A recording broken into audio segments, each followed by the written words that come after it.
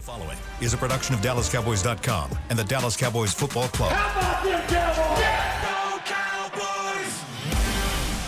This is Mick Shots, streaming live on DallasCowboys.com and the official Dallas Cowboys app. Now, here are Bill Jones, Savannah Humoller, Everson Walls, and Mickey Spagnola. And it's time to move on to Dolphins Week here on Mick Shots. Bill Jones, Mickey Spagnola, Savannah Humoller, Everson Walls is out today, and it is the day after. But it's also 6 days before the next most important game of the season. Another one on the road. Yes, another one on the road, and the task might be more daunting this week than it was yesterday. Yeah, because I think possible. The next opponent might be better. Might be, but then again, they might not be better. Mm-hmm. Might not be better. You know, I really appreciate your enthusiasm yesterday on our group chat. Yes, and the breaking story here, Savannah has now, she's arrived. She's now on the group text. Yes. She's regretting giving out her phone number. I was sitting there reading everything. I'm watching the game, and I'm like, oh, boy. Oh, boy. It was 24-3.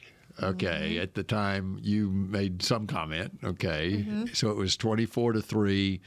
And my comment was, we got them right where we want them, in position to do exactly what we did in 2007, a 25-24 come-from-behind win. Yeah, but Didn't happen, at though. least been somewhat scoring some points in that game, right? Right. Yeah. Oh, man. Is that the positivity that you were looking for at the time? Yes, because I was a little you were a little frustrated down in the dumps. watching You and watching the everyone else. game. Yeah. Here were my options yesterday. My family, parts of my family anyway, they, for some reason last summer, scheduled on a Sunday afternoon in December, a trip to the Polar Express in Grapevine. Oh, my. Which is Grapevine, Texas, is the Christmas capital of the world, is the way they describe it. And so everyone loads up on a little train and you travel to the North Pole. And so that was scheduled for 4:30 yesterday afternoon. And, oh, darn it, I can't go on the Polar Express because I got to watch the Cowboy game. And I got about through the first quarter of the Cowboy game, and I wanted to get a reservation on the Polar Express. I could have spent my afternoon much better had I gone on the Polar Express and gone to the North Pole. Very much so. Yeah. That was, pretty deflating. And my take from that game, and I know everybody's making a big deal out of can't win on the road. They would have lost, to use Jason Garrett's line, they would have lost that game at home, away, the parking lot, or the moon. It didn't matter where they were. Being on the road doesn't mean that you got to let some guy named James Cook rush for 179 yards. 179, and the Bills as a team for 266 yards. 266. The only thing I can think of more than that was the playoff loss at the Rams for 273. Well, that 2000 season, the Cowboys exceeded that. But that doesn't count. That wasn't a good bad team. That was an That awful also got team. the defensive coordinator fired, and Micah Parsons was drafted the following year. I mean, to fix this thing. They only had to throw the ball 15 times to score 31 points. 15. They didn't even have 100 94 yards passing. Yeah, not even 100 yards passing. All this talk before the game, Dak versus Josh and all this stuff.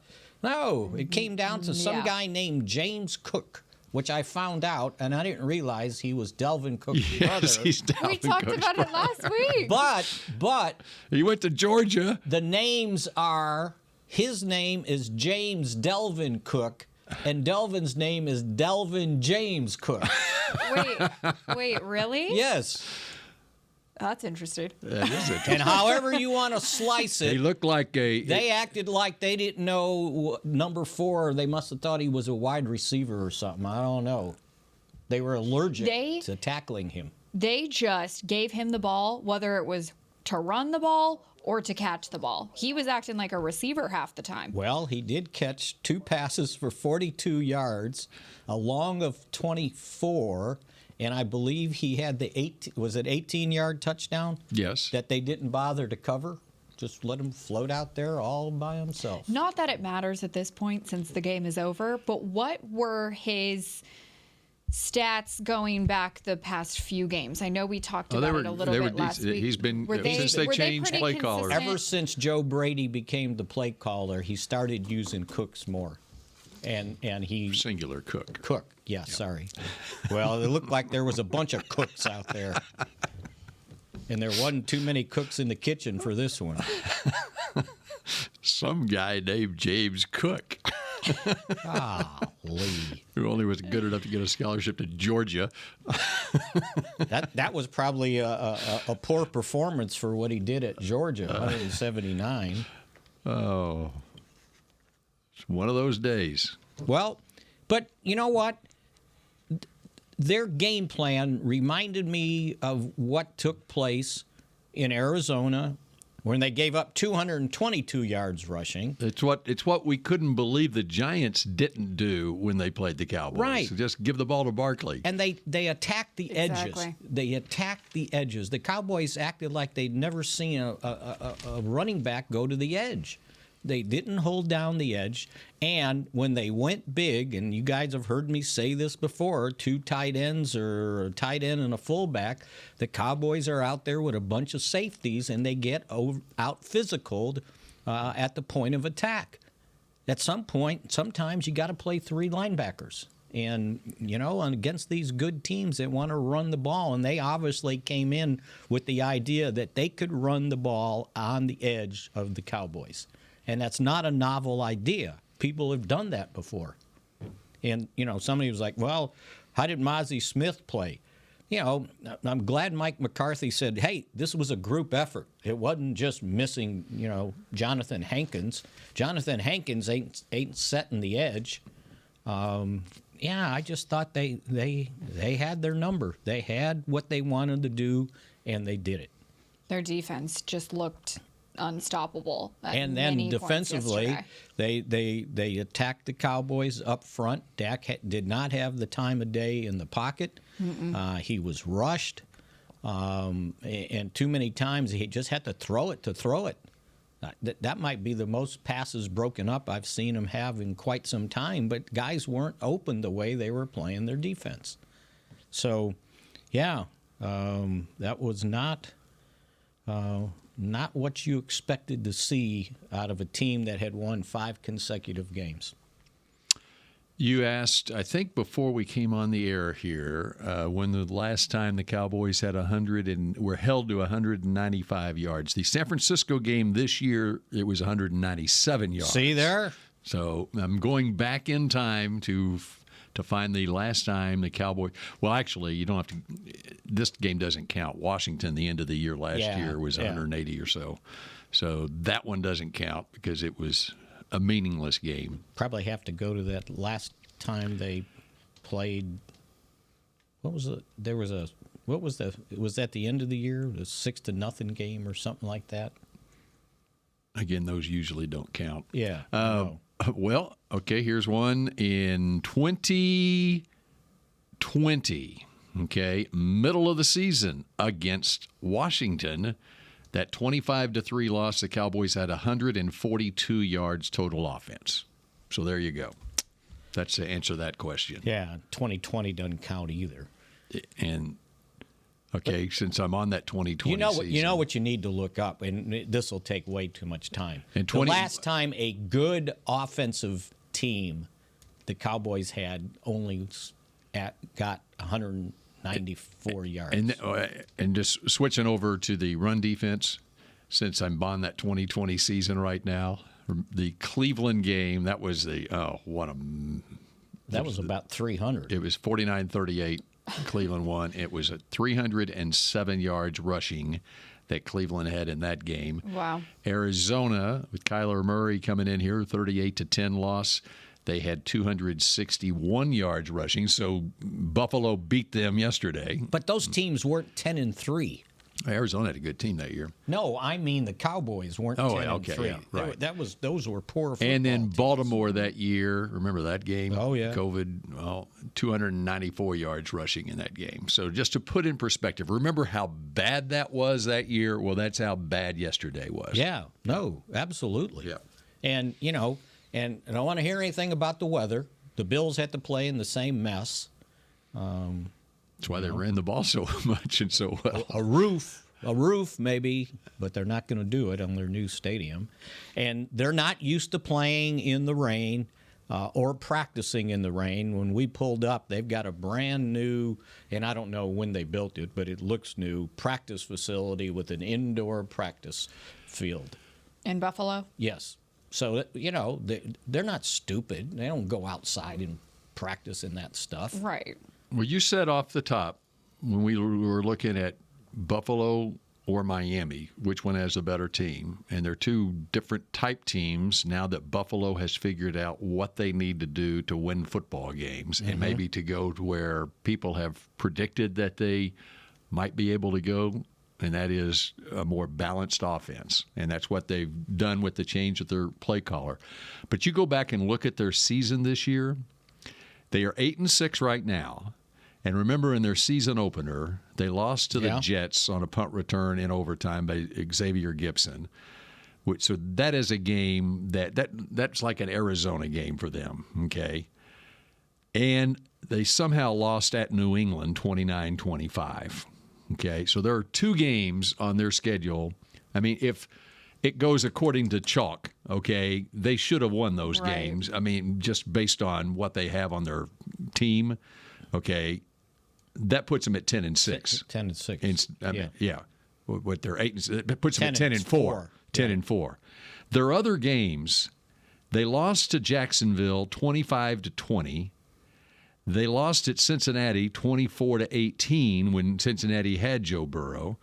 They lost to Denver 24-22, and the Broncos were on their hot streak. And they lost to Philadelphia 37-34 in overtime. And these are all which is a game they should have won. One-score games that could have gone either way. Well, now they have figured things out. They also lost two key defensive players, their best defensive player, linebacker Matt Milano, in early October, and they lost Tre'Davious White, their cornerback. And they have figured out now how to win games by running the football as well. Mm-hmm. And now they're in a position where, and as they talked about during the broadcast yesterday, this is a team in the AFC you don't want to face. Now, you look at Buffalo going forward. They got the Chargers this week, okay, so they're 9-6. They got New England next week, so they're 10-6. And then they go to Miami to close out the season. Miami's got Dallas and Baltimore the next 2 weeks, and then they get Buffalo. So you're telling me they have a chance to win that I'm telling you that the NFL should go ahead and flex Buffalo-Miami to the Sunday night game to end the season. Wouldn't be a bad idea. Because that's going to be for the AFC East. And Buffalo is in a great position now to get to where people projected that they might be able to get by the end of the season, which is the Super Bowl. That's the team that the Cowboys faced yesterday. It's also, as we talked about last week, an offensive line that has lost no games, no starters to injury throughout this season. And they look like it, too. Exactly. And right. it makes a big difference when you've got a healthy team at this time of the year. I was going to say they looked outstanding yesterday, and they gave Josh Allen, although he didn't have a crazy amount of passing yards yesterday, they gave him the ability to escape, and nobody was getting to him. They protected Josh Allen. Buffalo was able to dictate whatever they wanted to do on offense. On defense, on special teams. Yeah. And there's a lot of that to get to also. Yeah, because not only did they play well, they had a bunch of key plays repeatedly go their way in that game that you in the Probably first half of the game. It was first half. And we have figured out with this Cowboys team and the way it is built that you better get ahead, and you better not fall behind by a couple of touchdowns, which is what happened in yesterday's game. And there are different reasons, not just the run defense, why that game slipped away from them in the first half yesterday in Buffalo. And we'll get to all that and much more when Mick Shots continues in a moment. I'm Dak Prescott, quarterback of the Dallas Cowboys. And they snap it to Prescott, who looks right. It's not there. He escapes left. He'll run for a first down. Just like football, when it comes to crypto, it's important to have a team you can trust. With blockchain.com, I know I'm in good hands. Since 2011, they've been trusted by millions around the world to buy, sell, and trade cryptocurrency. Prescott's going to run this himself. Run it up the middle, and he scores. Whether you're new to crypto or an active trader, they've got you covered. What are you waiting for? Get started at blockchain.com. We know that juicy, cheesy, grilled to perfection burger sounds amazing, but it does sound like something is missing. Pepsi, baby! The yin to this burger's yang. Burgers and Pepsi go together like burgers and Pepsi. This perfect blending of flavors makes every bite of lettuce, every sesame seed on the bun, and every sip of that crisp, refreshing, ice-cold cola a journey to Foodtopia. Burgers, better with Pepsi. That's what I like. The Medal of Honor is our country's highest military award for valor in combat. More than 40 million individuals have served in the armed forces since the Civil War. Fewer than 4,000 have received the Medal of Honor. The National Medal of Honor Museum will be a place to preserve these legacies and inspire America. It's being built right next door to the Dallas Cowboys in Texas. Help us honor our country's greatest heroes. Learn more and get involved at mohmuseum.org. Did you know that responding to one spam call can lead to more? Or that the IRS would never ask for your social security number on the phone? Beat scammers at their own game by subscribing to AARP Fraud Watch Network alerts and texts. At aarp.org/beatscammerstx, you can sign up to receive information that helps you recognize and avoid the latest scams. That's aarp.org/beatscammerstx. To Mick Shots. K-Post Roofing and Waterproofing, the official roofer of the Dallas Cowboys. All right, and Savannah has a question she wants to pose here in a moment, but Mickey wants to start this segment as we dissect what happened on Sunday. Well, the Cowboys got some good news about a half hour before the game that they had made the playoffs. But then after that, there was a coin toss, Mickey. And the Cowboys won the coin toss. So more good news.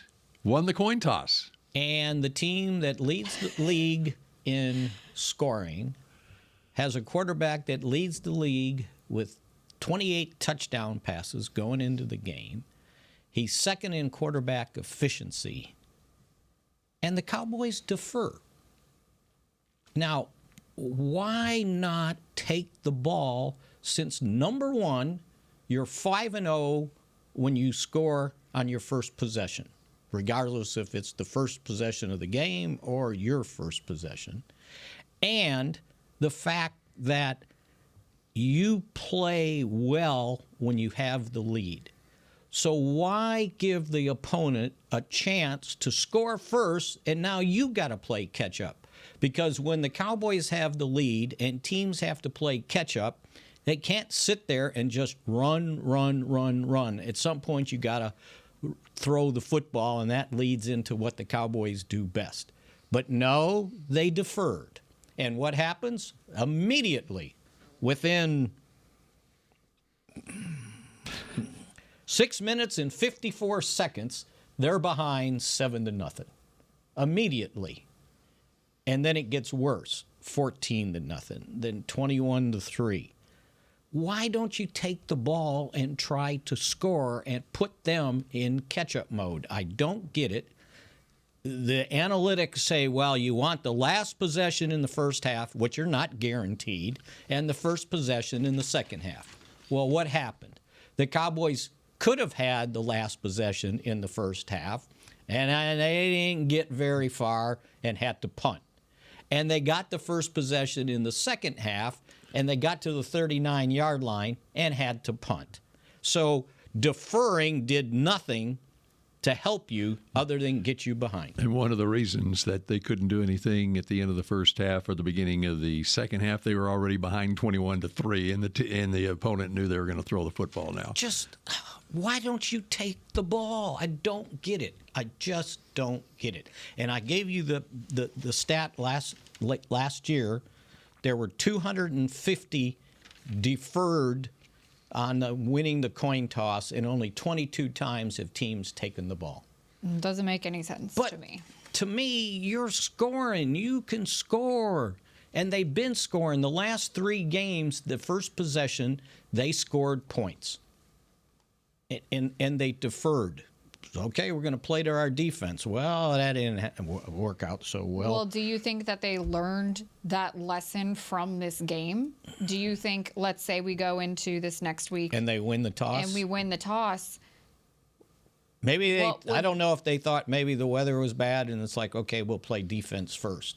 Maybe they'll, cough it up and they won't be able, but to test out to see what Buffalo's offense was coming out with. But they came in hot. This whole game is about the football, and you give it away. It's not a turnover, right? Mm-hmm. But to me, it's a giveaway because you just gave it to them. Well, and as it turned out, Buffalo drove down the field, and they used a lot of run plays to drive down the field, and they face a 3rd and 4 at the 6-yard line. They threw an incompletion in the end zone, and DeMarcus Lawrence gets called for roughing the passer. And, boy, he didn't get his money's worth. Mm-mm. I mean, come on. Jeez. He put a forearm to the guy's chest, and he 6'5", 235 pounds, and he But he immediately pointed to his head. Yeah, he acted like he got hit in the head, which he didn't, or he got face mask, which he didn't, and the guy fell for it. So that gave him a first down. And not only that, they stopped, and I'm not saying they were going to have a goal line stand at the 2, but on the second play, after they held him to 1, they stopped Murray, and they did not blow the ball dead. His momentum was stopped, and they let him go with that. Oh, I'm watching my words. Push that such and such pushing thing. Pushing. He was stopped. So now it's 7-0, and now you're getting the football. Yeah. Okay, so you got the football. And on 3rd and 6, right, Dak goes for 13 yards, and then Taylor Rapp hits him. He slides, and Taylor Rapp hits him, and then Zach Martin comes over, and it's offsetting penalties. And he didn't get his money's worth either. Mm-hmm.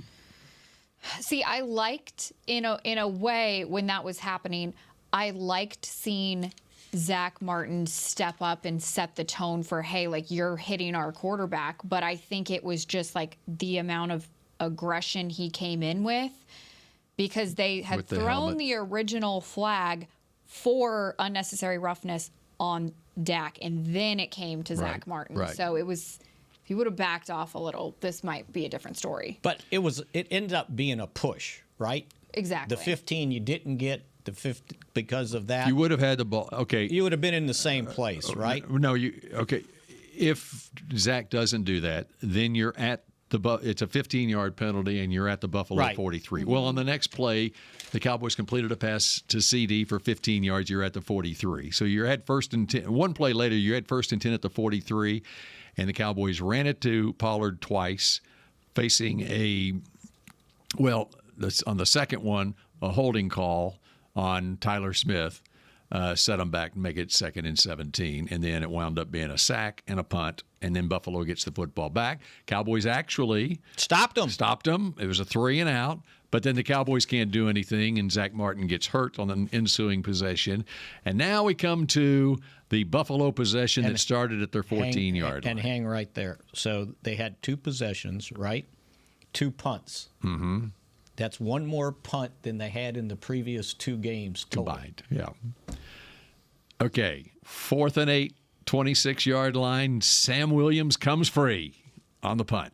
And I was already writing down block punt, because when he punted when the guy punted, he did one of those end over end things. So I said, oh, he got the ball. And then the punt kept going and going and going, and I said, well, he didn't block it. How did he miss the ball? that was the turning point for me, because it gave Buffalo the possession again of the ball going into the second. But the force that Sam Williams came in with, it almost was, it looked like it was about to block it, but he just came in over on top of their punter. So how did he miss it? Technique. But he came right up the middle. No, but like he the jumped, speed must have been too much.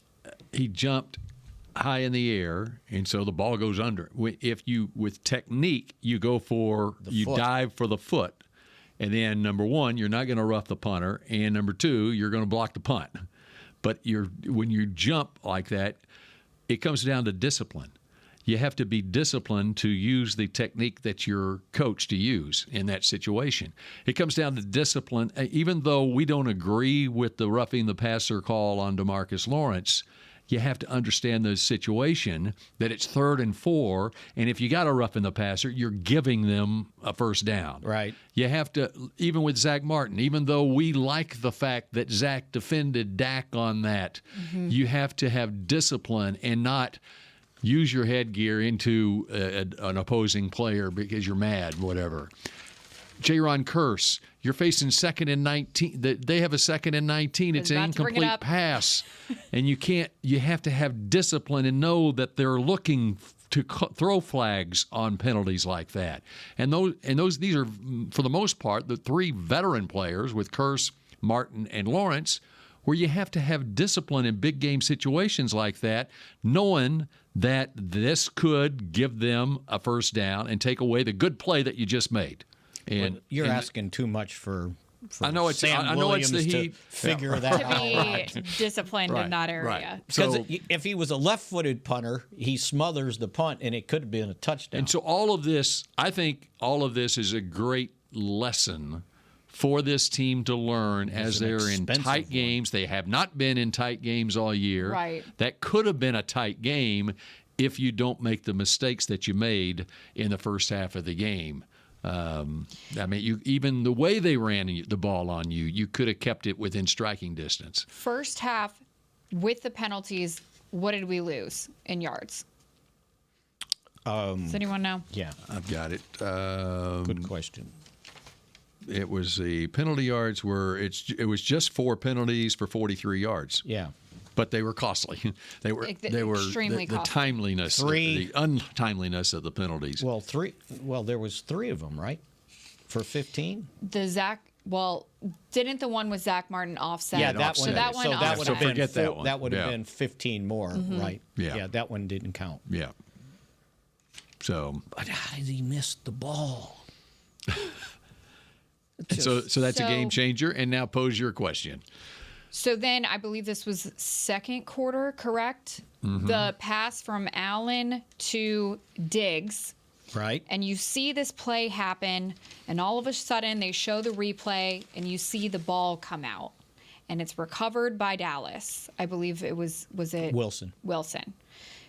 You see him get the ball, and then all of a sudden you see him set up again, and they snap the ball. The other part on that, you saw Stephon Diggs motioning to his bench, hurry up. When I saw Stephon motion to his bench, let's go like this, hurry up, he knew he had fumbled. And but the problem is the Cowboys bench is on the opposite sideline, so they don't have a look live at the play. It would have been right in front of them if they're on the Buffalo bench. That's why Buffalo knew we got to go quick here. And then you're in the opposing stadium. Mickey, you were there. I assume they're not showing replays of it in the stadium. Correct. Yeah. And so then you've got to very quickly have communication from upstairs, throw the flag. And it didn't come down in time because Mike said he had his hand on the red flag, ready to throw it. But by time they said, they had already snapped the ball. But my thoughts are, the dude up in the replay booth, if he sees what you saw and they're signaling, we got to hurry up, you think he should look at it? Buzz down and say, I got to check this. I just have a question. Because they do have the option to do that now. Yes. Would it have made sense if they took a timeout in that scenario? Could they take a timeout in that scenario? It's just happened so fast. Go back and be like, this is what happened on the previous play. Would that have made sense to take a timeout? They could have, but that didn't ensure that they would have looked at the play. Mm-hmm. And if they did, then you could throw the wrong, flag. and then you lose both timeouts. Well, yeah, unfortunately. But anyway, your point is well taken. They had the ball, right? They had the ball. So at that point, it was a 14-3 game, and let's say the Cowboys do challenge, they get the football back. They would have had it at the 47-yard line in Buffalo's end of the field. But see, and then here's what happened with the curse thing, right? Because their hurrying up caused Allen to get sacked. Mm-hmm. They lose 9 yards, and now it's 2nd and 19. Yep. And then they get the personal foul for 15 yards for roughing or unnecessary hit.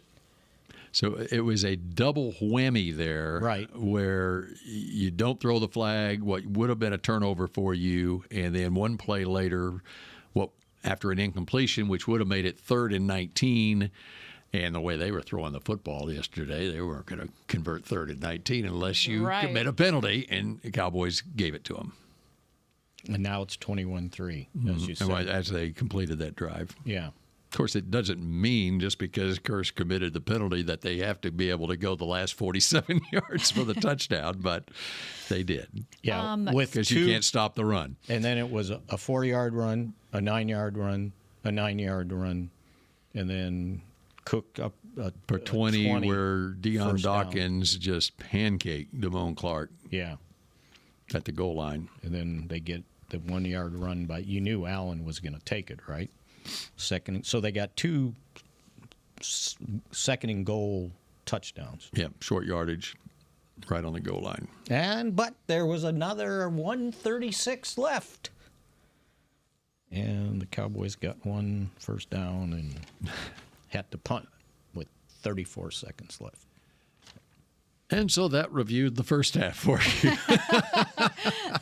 And really, we only have 1 more quarter to go, and I don't know if we even need to do it because they had a 8.5 minute possession, I believe, and they just ran out the third quarter. Which was 12 runs, 2 pass plays, and then a field goal. And that they went from 10:54 left in the third quarter to 2:36 left in the third quarter. 8:22. That's what it was, 8:22 drive. 15 plays. Mm-hmm. Couldn't get off the field. Yep. And so it goes. On to Miami. Next here on Mick Shots. The Medal of Honor is our country's highest military award for valor in combat. More than 40 million individuals have served in the armed forces since the Civil War. Fewer than 4,000 have received the Medal of Honor. The National Medal of Honor Museum will be a place to preserve these legacies and inspire America. It's being built right next door to the Dallas Cowboys in Texas. Help us honor our country's greatest heroes. Learn more and get involved at mohmuseum.org. Cowboys football and Miller Lite. What a pairing. Can cracks at kickoff. Tailgates going way past postgame. Sunday night overtimes followed by Monday morning swagger. Brisket in the smoker. Miller Lite in the cooler. America's team playing America's greatest sport. Miller Lite, the only beer of the Dallas Cowboys. Dallas Cowboys football tastes like Miller time. Celebrate responsibly. 2023 Miller Brewing Company, Fort Worth, Texas. Did you know that responding to one spam call can lead to more? Or that the IRS would never ask for your social security number on the phone? Beat scammers at their own game by subscribing to AARP Fraud Watch Network alerts and texts. At aarp.org/beatscammerstx, you can sign up to receive information that helps you recognize and avoid the latest scams.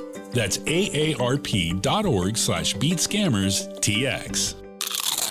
You know that sound anywhere. It's the crisp crunch of that first nacho chip. With its perfect cheese to sour cream ratio sitting atop a layer of delicious beans, it's a sip away from perfection. That's what we're looking for. Add a delicious, refreshing Pepsi, and we've achieved absolute nacho nirvana. Because while you can pile those nachos high with every spicy, cheesy, savory topping, there's no topping a cool Pepsi finish. Nachos, better with Pepsi. That's what I like. Back to Mick Shots. 'Tis the season for youth football and dance camps presented by Invisalign. Don't miss your chance. Learn from the Dallas Cowboys cheerleaders and former NFL players at AT&T Stadium on December 22nd and 23rd. Celebrate the holidays with the Cowboys. Register today at dallascowboys.com/camps. Okay. You want some good news? Yes, I do want some good news. Hopefully it's on Zach Martin. Yes, I heard it on second look or whatever, and they had it wrapped up. He had strained his quad. They think he might be able to be okay to go this week. He probably can't get in much practice, but there's a chance that it's not like season ending or anything like that. And you know what? For the most part, I thought T.J. Bass did okay. There was one play that they got a sack on. He just fell down. He slipped and fell. The guy didn't even touch him, and that put two guys against Terrence Steele, and he got one, and one came free and ended up in a sack. And then the other good news is the Cowboys are going to the playoffs. Yes, they are. Clinched with a little help from their friends. So I got this sheet here, if anybody can see it. And it's got all these scenarios on how they could have clinched besides just winning on their own, right?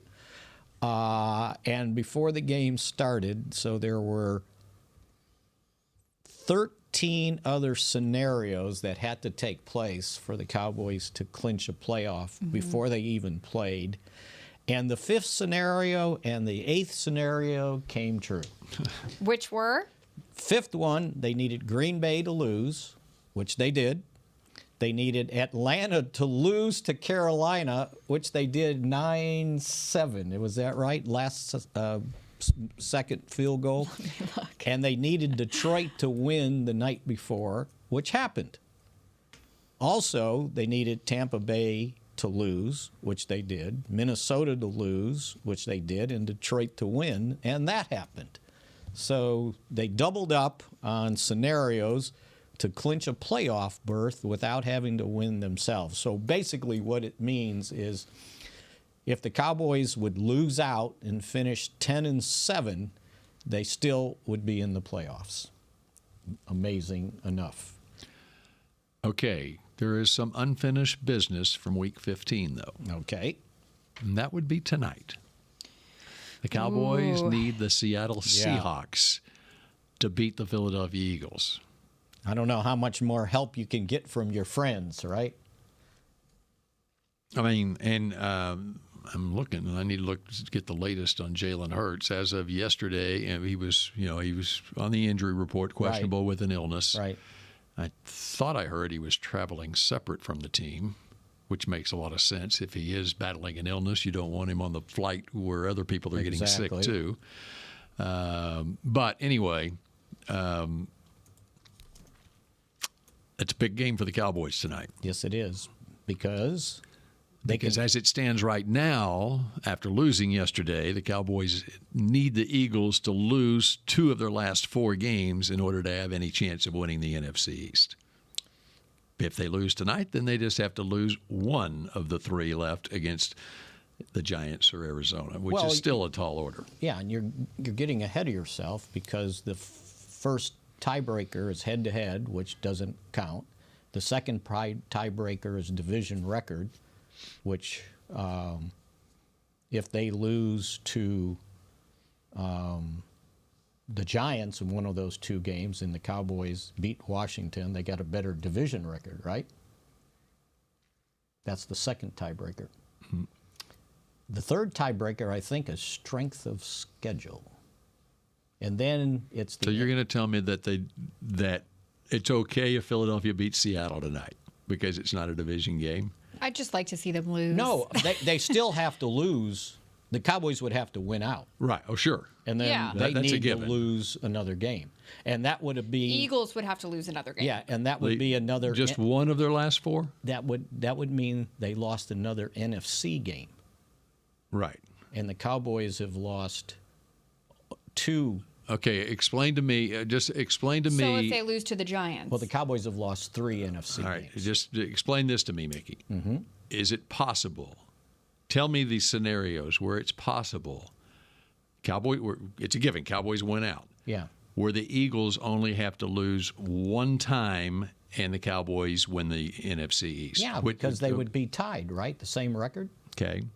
And then the next tiebreaker is head-to-head, which they split, and the next tiebreaker is division record. Okay. So if they lose, so the Cowboys are already ahead of them, Okay. Right. Exactly. the half game. Right. So they need to win their next 2 division games against the Giants, and the Cowboys would have to beat Washington, which we're assuming. So now it goes to the third tiebreaker, and I swear it's strength of schedule. So we'll see what happens You have to on look that. this up. And that has to. tracking. I'm trying to And then the next one, I believe, is the conference record. And the Cowboys would have 3 losses in the conference. They would have, say they lose, well, all their next games are conference games. Yes, they've got Seattle, they've got the Giants, they've got Arizona, and they've got the Giants. Okay. So they would win on that for sure, because if they if they lose, they'll have a loss to the Cowboys, a loss to Seattle if they lose to Seattle, and then the previous loss was the Jets. Yep, out of conference. So they would only have 2 conference losses. The Cowboys would have 3. Right. The Arizona game comes they back would to lose haunt. that. Yeah. So it's got to play out. That's why I was contending they needed to lose twice. Well, yeah, Okay. but I'm pretty sure the conference thing is the 4th. But I haven't studied it all the way through. No, I'm not so going to even I was sign hoping on you to had. that. I did. I mean, I studied the scenarios. So we're big Seahawks people tonight. That would certainly help Exactly. Geno Smith. if go he's Geno. if he's healthy. Who's not We'll playing? see. He's not playing for sure. Great. Well, Jalen Drew Hurts Lock. might not be playing either. Drew Lock, watch out. One way or the other. All right. Anything else from yesterday in your journey to Buffalo you would like to share with us before we truly move on to Miami tomorrow? Because we do not need to dwell on this thing any longer. I'm thinking Although there we was, will be dwelling on it because Everson will be back and he'll dwell on it. and then anything else I wanted to chew on after giving up 30-some points in 2 of the last 3 games. Let me just ask this question. If we hit the reset button today, what does that reset look like this week for the Cowboys? Meaning, what do we need to do this week Oh. in preparation as far as hitting that reset button? We have another road game ahead against a huge opponent. Reset button. Is it I know- injuries, penalties? And along those lines, the run defense. yes. Okay, I know what was said after the game, and I'm not pointing fingers at any one person or anything, but Jonathan Hankins makes a difference, right? I agree. But when you're attacking the edge, Hankins is not on Right. the edge. Right. And so this is a matter So of what needs to- discipline what- on the defensive ends. And they played, Which is the issue that the Cowboys ran They've had. into against Arizona even, Right. was not setting the edge. and they tried. I know they. I was going to look at the snap count. They tried using Chauncey Golston a little more at defensive end. I believe that's where he was. Golston, he had 41% of the snaps. They've got him listed as defensive tackle, but I saw him at end quite a bit. And the fact that they keep putting Micah Parsons on the line of scrimmage, and he ended up with one tackle and two. I think it was two assisted total tackles. 2 assisted tackles. Yeah, that's it. Zeroed out. Mm-hmm. Got taken out of the game. They made him play the run, and so yeah, he said, yeah, it's mind-boggling how we can't win on the road or against good teams, right? Mm-hmm. And I'm with you.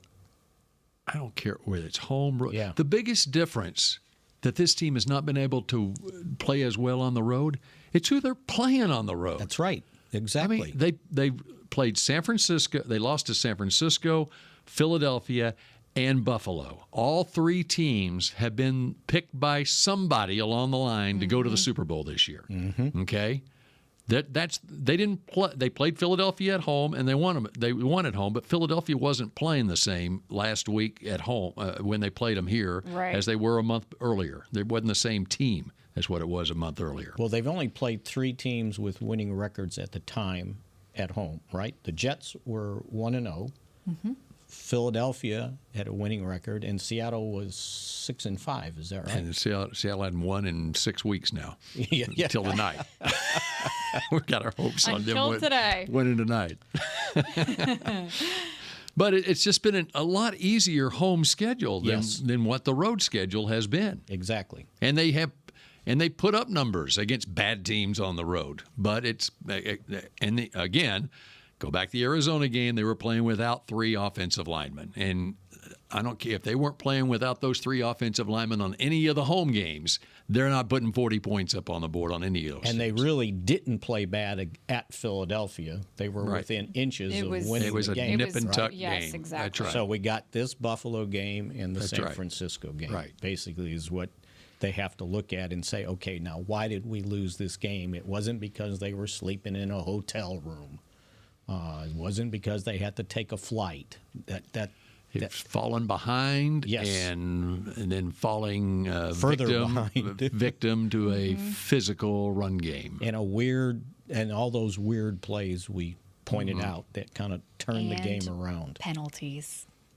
And the penalties. All right. See, we got it. We figured it out. We have. Now they just need to figure it out. Okay, we'll back at you again tomorrow at noon here on Mix Shots. Go Cowboys. This has been a production of DallasCowboys.com and the Dallas Cowboys Football Club. How about this, Cowboys? Yeah!